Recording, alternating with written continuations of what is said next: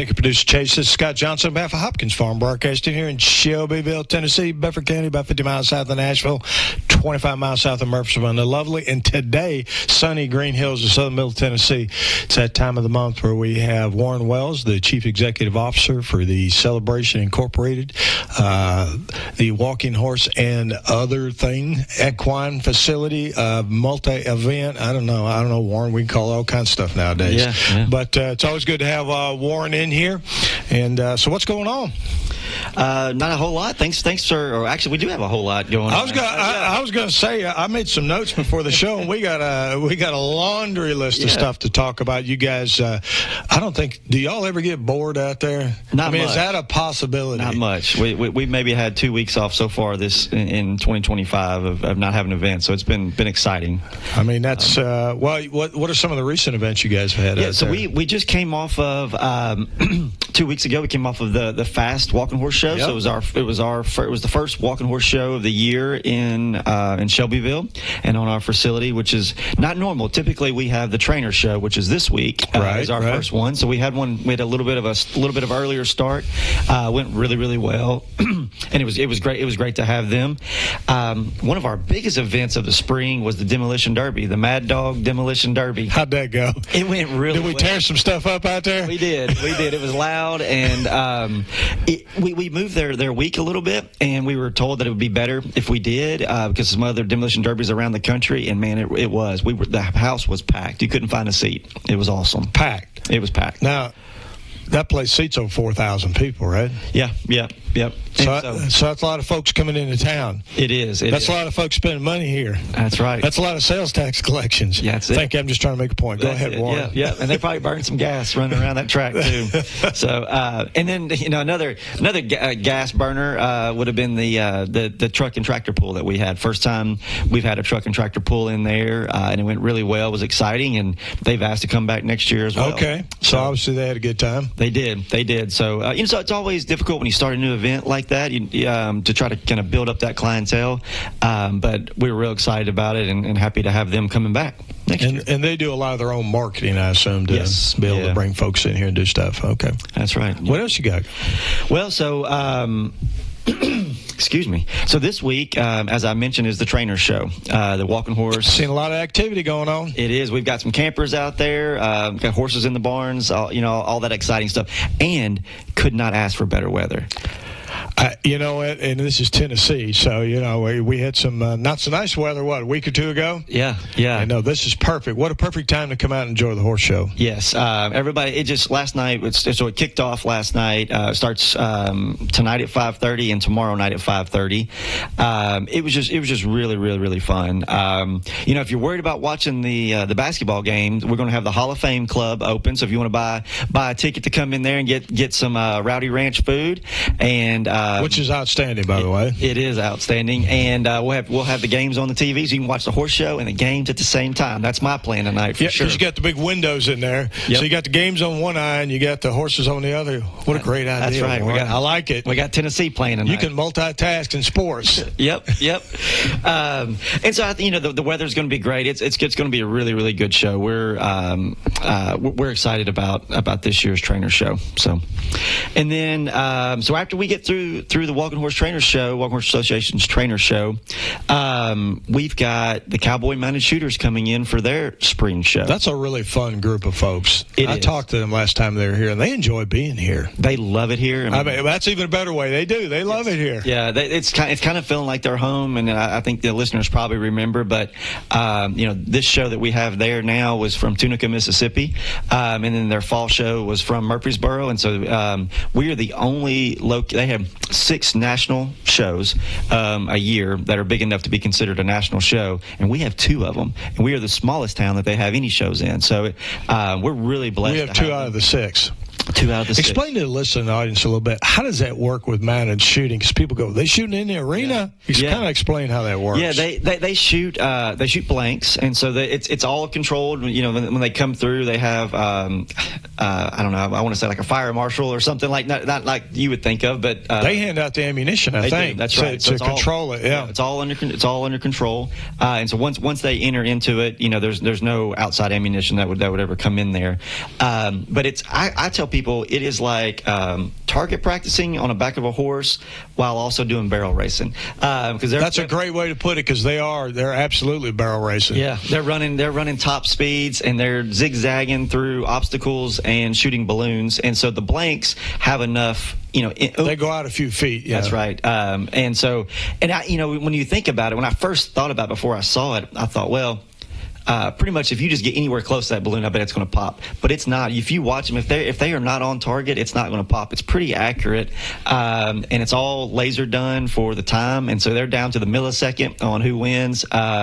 It's really, really exciting, and I tell people it's something different to see. Admission is free. So you can just stop by, and but it's something that's unique. But they love this town, and they bring a lot of people. They pretty much max us out, and so that's a lot of people in our town spending taxpayer dollars, as we always talk about. Folks, if you like watching old westerns and stuff, you can come watch it in real time right out here. And I know there's adults, there's juvenile divisions. Yep. I mean, it was great to see a bunch of young people out there being able to do that as well. So, folks, if you haven't seen that, I highly recommend you come out and watch that Mounted Shooters. It's a good time, and it's a great competition. It's exciting. Yes, it is. It is, and just thank them for being here, because they absolutely they do bring a lot to Shelbyville. So, and then after that, this is something that I think this is our third year to do. We don't advertise it a whole lot, but we have the state's like Mounted Patrol coming in for training. They use our facility for training, and so if you're driving by, you'll see it. But it's different stuff. It's like the Highway Patrol, it's the state parks, it's like Metro Nashville's Mounted Patrol, but they all come down here to Shelbyville, meet together and train together. So you'll see all these crazy obstacles. They may have a helicopter come in and land, so the horses get used to that. It's really neat. So sometimes people would drive by the celebration and call us. They think like something bad's going on. We got smoke flying, and there's fake gunfire, and all kinds of stuff. Crowd looks like you got a little riot going on. Yeah, there's a riot at the celebration grounds. But that's always fun, and we really love it when they're here. They really appreciate it. There's not many places they can go to have horse barns, and then indoor facility, outdoor facility, and then also all that land. It works really well for them. Well, I know it's one of the things, the celebration, even with our local public safety folks, you guys have always done a great job of providing a space for training opportunities, whether it's fire departments or whatever it is, or the Mounted Patrol, to be able to give back to the community, right? Yeah, and Scott, I mean, and you know this because you have an involvement in the celebration and in the law enforcement side. But when our big show comes, I mean, it puts a lot of burden on our local infrastructure when it comes to fire and emergency and police and all of that. And so we try to give back as much as we can, because we couldn't do the show that we have. Absolutely not. Without them. But they all also realize how much we bring into the town too. And that helps with their facilities and things like that as well. Well, it helps raise a lot of local sales tax dollars, yes, which goes back into a lot of it goes back in the local community. Yep. And because folks, these people are eating in our restaurants, they're staying in our motels, they're shopping in our stores here. And I think that's one of the things. And then guess what, folks? They leave. We don't have to educate their kids and build a school for them. Yeah. Yeah. And that's the best. Those tourism dollars are kind of from a government perspective anywhere, kind of the best tax dollars. Right. And the celebration is obviously a huge driver in the local community on being able to help and do that, right? Yep, that's right. Then the week after the Mounted Patrol, so it's be the week of April 24th, we have the Rack and Horse Association spring show coming in.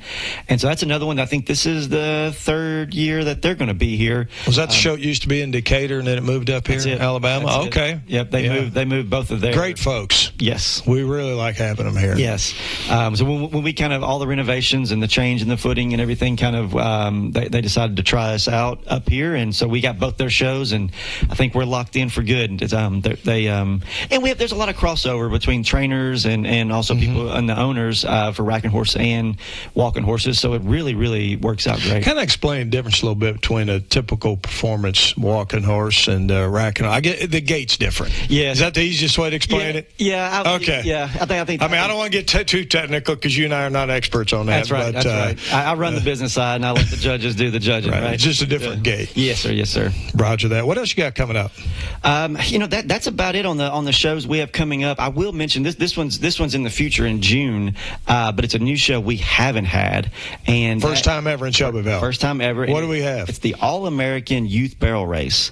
And Sky, you'll know this. They're going to be up to about 700 stalls. Say that again. Yeah, up to about 700 stalls. And for folks that don't know that metric, that's a huge accomplishment. You're getting up to celebration size event there, and so we're really excited about that one coming in. Nervous, it's always tough when you have a new event coming in. Everybody's got to learn the grounds and things like that.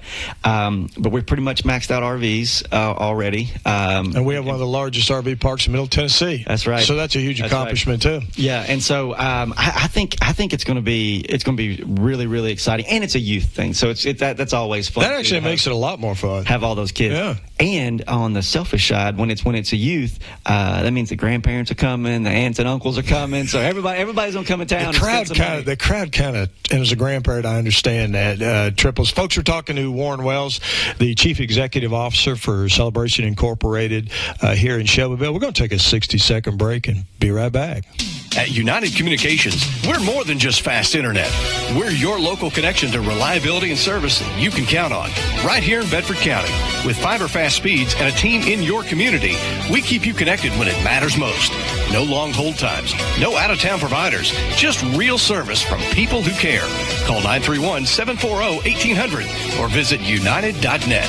Thousands of Tennesseans already trust United. United Communications.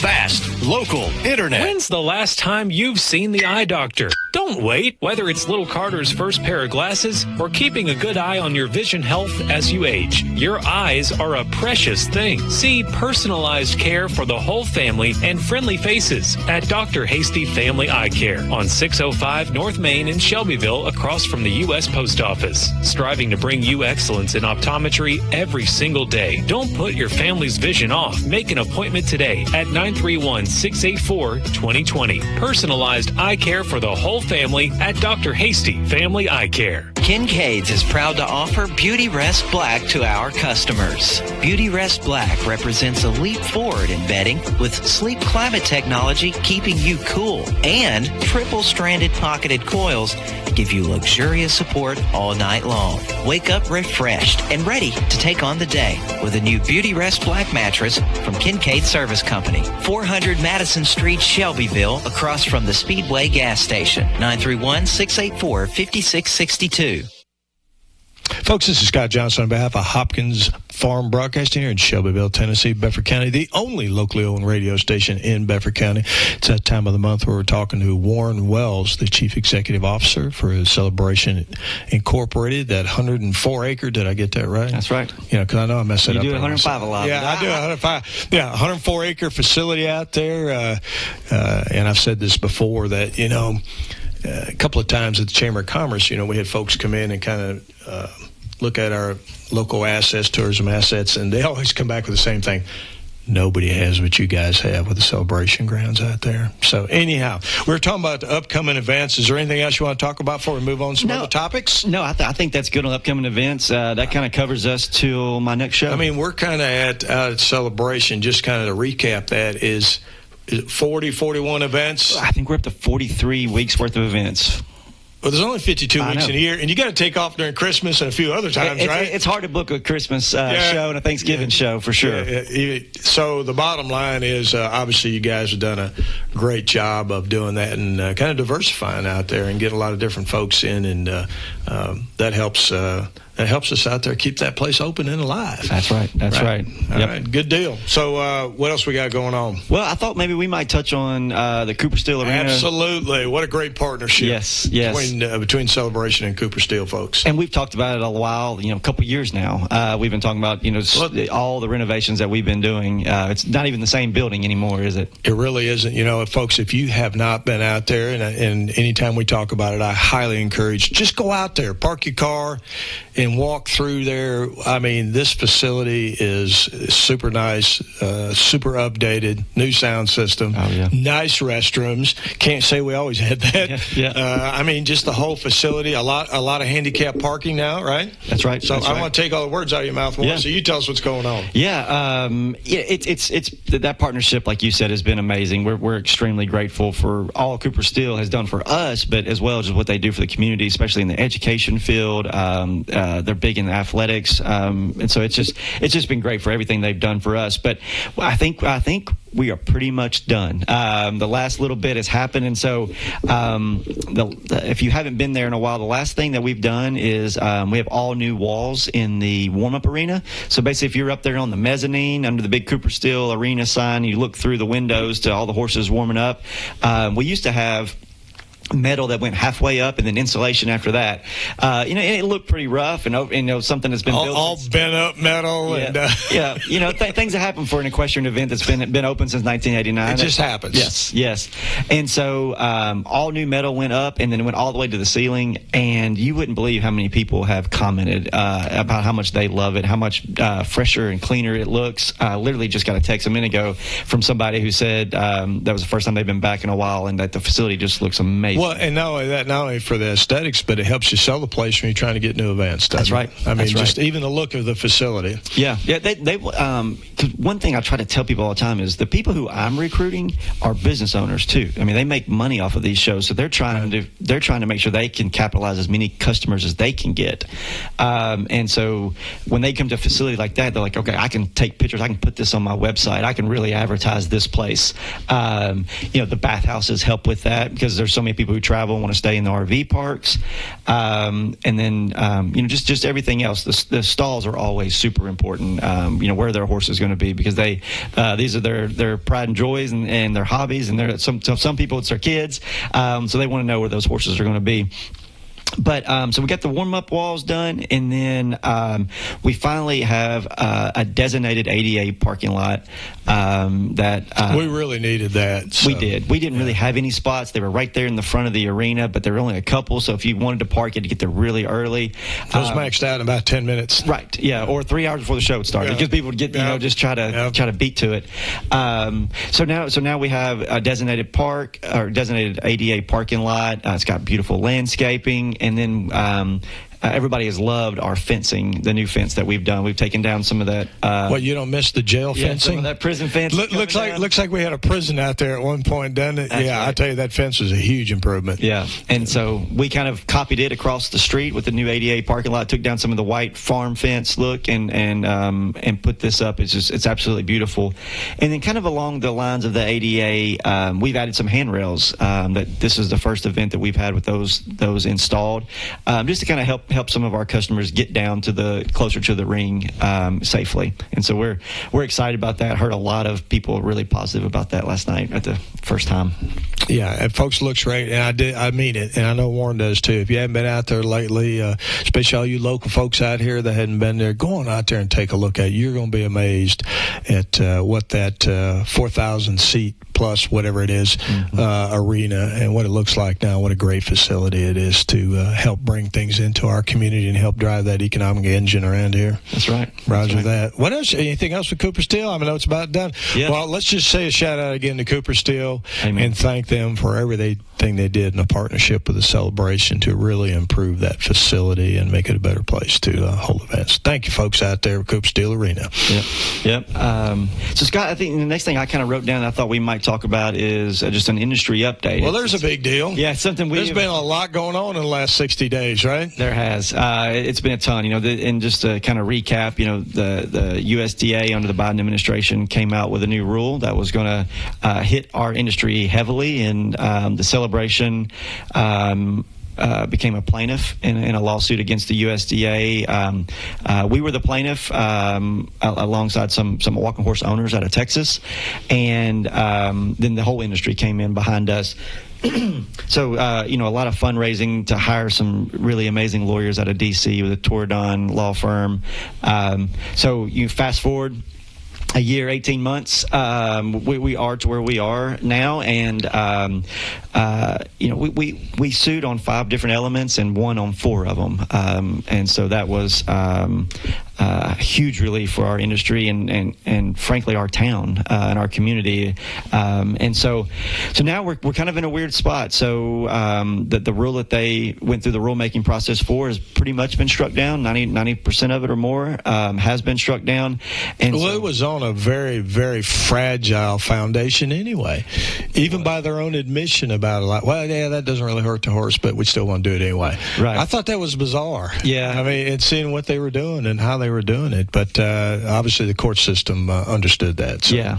It's one of those, you hear that saying all the time, throw the baby out with the bathwater kind of thing. It was one of those. Yeah. It really was. Yeah. And so the latest thing that has come out is that one part of the rule that did not get struck down. So this would be the part where it would no longer allow the industry to have inspectors that would inspect the horses. And just to remind everybody, the walking horse is probably the only horse that I know of that every single horse is inspected before it enters the ring. And then in a lot of cases, say that again. It's the only equine breed that has that, right? Yes, that every even though it could be other breeds. Yes, it's the only one that does. Right. Okay. And then inspected on the way out as well. And so. So the one part of the rule that did not get struck down was the part that would take away the industry's ability to inspect, and it would go to basically the government or someone that they pick. So where we are there was we were trying to figure out, well, when was that going to go in place? They had delayed it, but just in the last week or two, we have been told they're going to delay it for 1 year. So that will not go into effect until April of 2026. But in that time, the USDA is going to be taking comments and things like that. So it's almost going to be starting over the rulemaking process. And if in a quick way to describe it. So this year, I'm sorry to interrupt, Scott. No, go ahead. So this year, the inspection process and everything will look very, very similar to the way it has in the most recent past. For this next show season as well, which has already started. But, yes, sir. I mean, we're already in the middle of it. Yeah, I was glad to see they did that. Obviously, and I don't even necessarily, the decision on that, HIOs act as an agent for the federal government when they do that, so I assume they can regulate how that's done to a certain extent based on the law. But I was glad to see they kept it in place because you and I both know neither one of us would ever support soring a horse. That's about. I'm an enforcement guy, you know that. Right. I've been working with that for a long time. But some of the things we saw last year were pretty sad on how they were doing things and not being objective, I guess is the best way to put it. And I don't mind saying that. Or consistent. Consistency is probably the biggest thing. And in enforcement, being a career law enforcement guy, being consistent is extremely important because that's a fundamental fairness issue. Right. And you have to do that no matter what you're working in enforcement. And we just didn't see that. But hopefully, because we don't want to see a horse's sword. And the bottom line is, I think the way they're going to go about it now is going to be a lot more objective. And no problem going through that process. Let's do it. Yeah. Go through it. Celebration's committed to getting this worked out to where it is consistent, objective. Yep. And that's the key word, objective. Yep. And we're going to hold our industry to feet to the fire. They're going to do it right. And so I think we're looking forward to working with the new administration. We're kind of in a holding pattern while they still get people confirmed, but we're looking forward to working with them and getting this right for everybody, the owners, the government, the horses, everybody.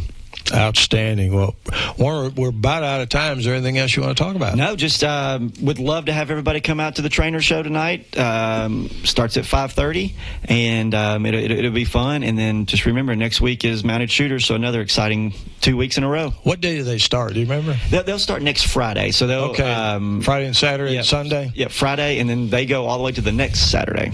So they're here about, well, they'll start moving in about Wednesday of next week, and you'll start seeing all the campers in. That's one thing I love about that show. They're here a long time. Yeah, we like that. Yes. We like that. So, folks, come on out to the trainer show, and then next week, you really got to come out and see the Mounted Shooters. What a fun group, and what fun to watch, and great for these are all family events. Yes. I mean, we're obviously into having family events out there. So, Warren, we appreciate you coming in and updating the local community on what's going on at Celebration Incorporated.